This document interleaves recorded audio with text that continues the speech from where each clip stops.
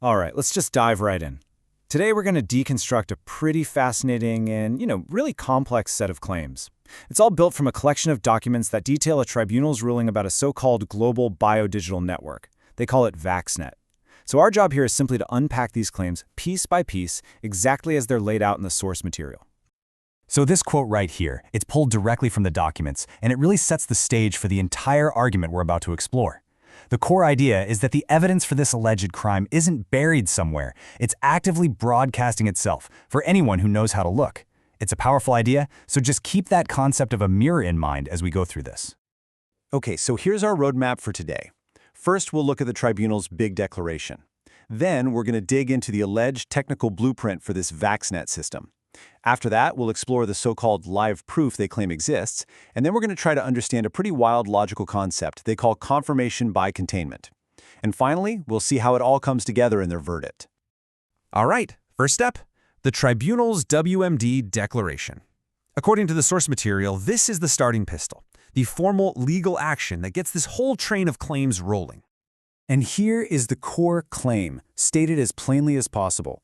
The documents report that an international tribunal, which they identify as the Alliance of Indigenous Nations, and this is key, recognized by Canada on a nation-to-nation basis, has put out a global declaration.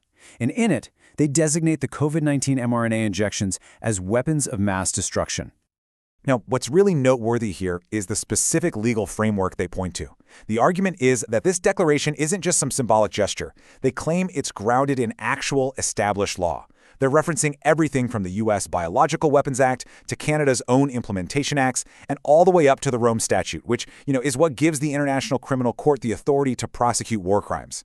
This attempt to anchor the claim in existing law is a really crucial part of their whole argument. So that legal declaration then leads us directly to the next part of the case file, the VAXNet infrastructure blueprint. And the central argument here is that this was no accident, but actually the activation of a system that was planned and even patented years before anyone had heard of COVID-19. This timeline, as it's presented in the source, supposedly lays out the groundwork. They say it starts back in 2018 with an AT&T patent for something called routing policies for biological hosts, which sounds like, essentially, a set of rules for signals to navigate through a living body. Then, in 2020, two other key pieces allegedly fall into place. A Chinese patent for an injectable graphene hydrogel that can respond to electromagnetic fields, and the official ratification of a communication standard for nanotechnology by the IEEE, no less. And this table here really shows how those pieces allegedly fit together, like a puzzle. According to the documents, the AT&T patent provides the rules of the road, the Chinese patent provides the injectable material, and the IEEE standard provides the actual language for communication. And then, finally, they claim the COVID-19 injections were the global deployment method for the whole shebang. So what is VAXNet, according to these documents? Well, it's defined as a theorized global network where human bodies, after receiving this nanotech substrate, are essentially converted into nodes. Individual addressable points on a massive biodigital grid. Okay, but how in the world could a network like that be proven to exist? Well, that brings us to our third section, the claim of live. Empirical proof, something that they say is detectable using the Bluetooth Low Energy, or BLE, that's on all our everyday devices. And the main tool they present for detecting this network is a smartphone app called BlueFang. The source material really emphasizes that this isn't some complex, high-tech lab equipment. It's a simple scanner that they claim anyone can download to find these alleged biological emissions. And here we go. This is the primary evidence presented in the source material. These are screenshots from that BlueFang app, and what they appear to show is a list of detected Bluetooth signals. Now, each signal has a unique MAC address, but instead of a device name like iPhone or Fitbit, a whole bunch of them are just labeled vaccinated.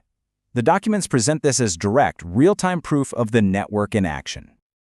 Now, of course, the obvious counterargument is that these signals are just coming from people's phones or their smartwatches, right? Well, the documents outline a test they call the Faraday Protocol to address that. The idea is based on a Faraday cage, an enclosure that blocks electromagnetic fields. They propose you go into a shielded area, leave all your other electronics behind, and then scan. According to them, if signals still appear, they have to be biological in origin. So now we move into what is maybe the most abstract but also the most crucial part of this whole framework's internal logic. It's a concept where the very act of denial or official silence is interpreted as confirmation. And they call this concept mirror lock. It suggests that when a powerful institution is faced with a claim like this one, its refusal to talk about it, its silence, or even a direct denial, isn't a refutation at all. Instead, it's seen as an involuntary confession, proof that the claim is not only true, but is being actively suppressed. This table from the source really shows how that logic gets applied. So if an official statement says, this claim is false, it's interpreted as a knee-jerk denial.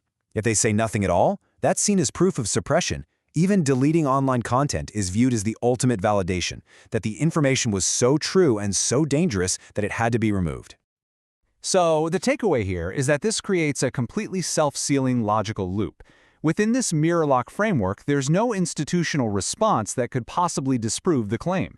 Any attempt to debunk it is just folded right back into the narrative as even more evidence.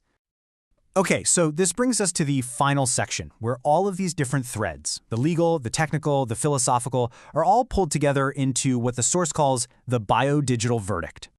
This infographic from the source material pretty much summarizes their entire ultimate claim.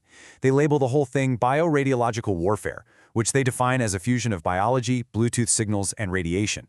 And if you look closely at what they call the weaponized stack, it lists the mRNA payload, graphene oxide, and hydrogel as the key ingredients. They claim these things work together, turning the human body into both an antenna and a target, with the entire system being called a war crime. So let's recap the full picture they're painting. According to these documents, VAXNet is a pre-planned, patented system that was deployed using the injections. They claim it's active, that it's detectable, and that it constitutes a crime against humanity.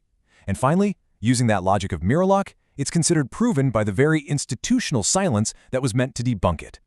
And the final piece of this puzzle, according to the source, is something called glyphchain.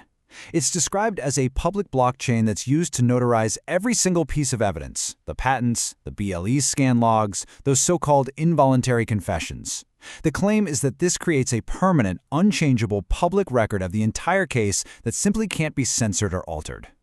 And all of that brings us to our final, and I think pretty provocative question. This whole framework, built on these technical claims and a logic that literally inverts denial, it presents a really fundamental challenge. It leaves us to wonder, when data's everywhere and denial itself is framed as proof, how do we even begin to define what's true?